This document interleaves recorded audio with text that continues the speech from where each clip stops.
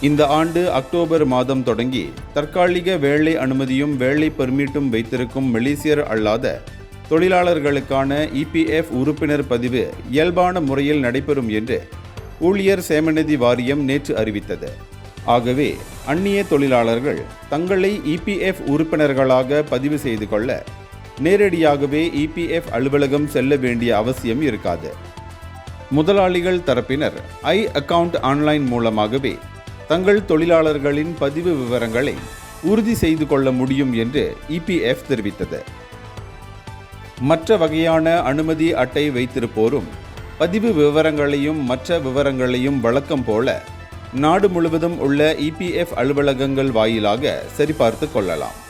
கடந்த செப்டம்பர் 20 தொடங்கி சம்பந்தப்பட்ட முதலாளிகள் தரப்புக்கு இந்த புதிய நடைமுறை குறித்து நோட்டீஸ் அனுப்பப்பட்டிருக்கிறது என்றும் இபிஎஃப் அறிக்கை கூறியது. பதிவு செய்யப்பட்ட அந்நிய தொழிலாளர்களுக்கு இபிஎஃப் எண்கள் மூலம் முதலாளிகள் தரப்பினர் இபிஎஃப் சந்தாவை செலுத்த முடியும். இந்தியர்களின் இதய குரல் மக்களோசை.